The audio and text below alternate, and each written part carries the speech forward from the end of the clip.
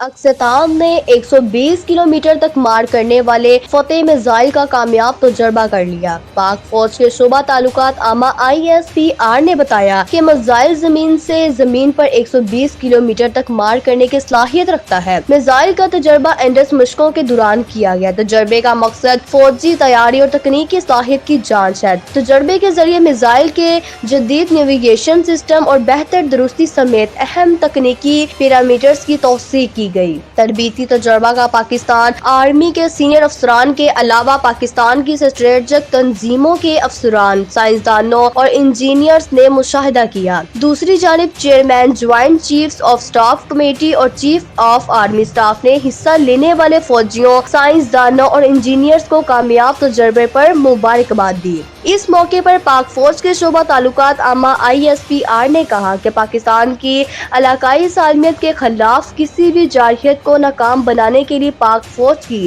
Operational تیاریوں اور تکنیکی مہارت پر مکمل اعتماد کا اظہار کیا گیا ہے۔ پاک فوج دشمن کی کسی بھی جارحیت کا بھرپور جواب دینے کی صلاحیت رکھتی ہے۔ صدر مملکت آصف علی زرداری اور وزیر اعظم شہباز شریف نے فتح میزائل کے کامیاب تجربے پر سائنسدانوں، انجینئروں اور قوم کو مبارکباد دی۔ صدر مملکت اور وزیر اعظم نے ملکی دفاع کو مضبوط بنانے کے لیے سیکیورٹی فورسز، سائنسدانوں اور انجینئروں کی کاوشوں کو سراہتے ہوئے ملکی سلامتی اور دفاع یقینی بنانے کے قومی عزم کا اعادہ کیا۔ علاوہ ازیں وفاقی وزیر داخلہ محسن نقوی نے بھی فتح میزائل کے کامیاب تجربے پر سائنسدانوں، انجینئروں اور عسکری قیادت کو مبارکباد دیتے ہوئے کہا کہ پاکستان کے اسٹریٹجک اداروں کو اور سیکیورٹی فورسز کی بدولت پاکستان کا دفاع ناقابل تسخیر ہے۔ بھارت نے سندھ طاس معاہدے اور بین الاقوامی قوانین کی خلاف ورزی کرتے ہوئے دریائے چناب کا پانی روک دیا۔ بھارتی حکام کا کہنا ہے کہ دریائے چناب پر بگلیہار ڈیم سے پاکستان آنے والا پانی 90% روک دیا ہے اور کشن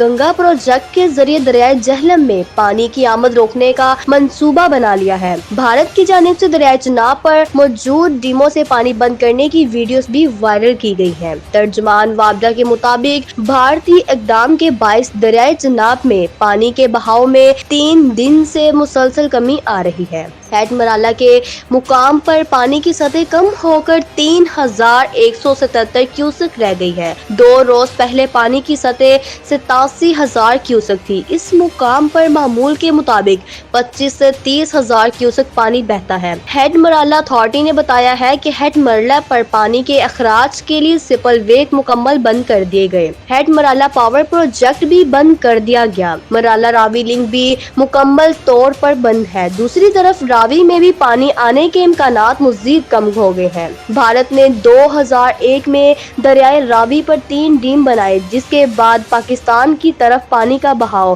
تقریباً 75% کم ہو گیا۔ اب راوی صرف مون سون کے دنوں میں ہی کسی حد تک بہتا ہے، باقی سال بہاؤ تقریباً ختم ہو جاتا ہے۔ پاکستان نے آج کامیابی کے ساتھ ابدالی ویپن سسٹم کا تربیتی تجربہ کیا۔ پاک فوج کے شعبہ تعلقات عامہ ISPR کی جانب سے جاری بیان کے مطابق یہ زمین سے زمین تک مار کرنے والا میزائل ہے جو 450 کلومیٹر تک ہدف کو نشانہ بنانے کی صلاحیت رکھتا ہے۔ بیان میں کہا گیا کہ یہ تجربہ مشق انڈس کے حصے کے طور پر کیا گیا، جس کا مقصد افواج کی عملی تیاری کو جانچنا اور میزائل کے اہم تکنیکی پہلوؤں بشمول جدید نیویگیشن سسٹم اور بہتر سمیت تبدیل کرنے کی صلاحیت کو جانچنا تھا۔ ترجمان پاک فوج کے مطابق تربیتی تجربے کا مشاہدہ commander army strategic forces command, strategic plans division اور آرمی اسٹریٹجک فورسز کمانڈ کے سینئر افسران، پاکستان کے اسٹریٹجک اداروں کے سائنسدانوں اور انجینئروں نے کیا۔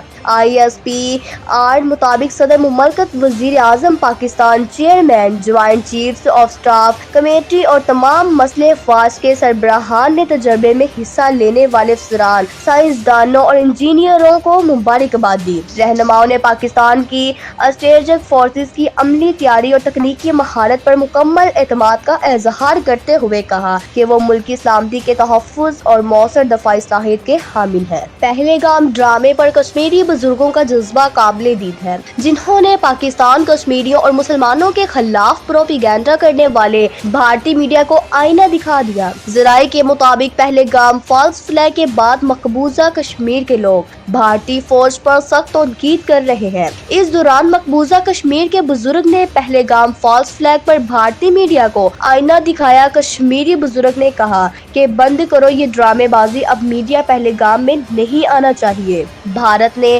11 لاکھ فوج کشمیر میں تعینات کر رکھی ہے۔ اتنی بڑی فوج کے باوجود پہلگام واقعہ ہوا ہے۔ انہوں نے کہا کہ فوج کیا کر رہی ہے؟ کیا فوج نے چوڑیاں پہن رکھی ہیں؟ یہ سب پیسے کا کھیل ہے۔ یہ کام وہی انسان کرے گا جو لالچی ہوگا۔ یہ کام کسی بے ایمان شخص کا ہے۔ ایماندار شخص ایسا نہیں کر سکتا۔ حملہ کرنے والوں کو ڈھونڈنا ان کا کام ہے۔ حملے کے وقت ہندوؤں کو قتل کرتے ہوئے کلمہ پڑھنے کے سوال پر ان کا کہنا تھا کہ دین کے معاملے میں کوئی زبردستی نہیں، کیوں کوئی پڑھائے گا کلمہ؟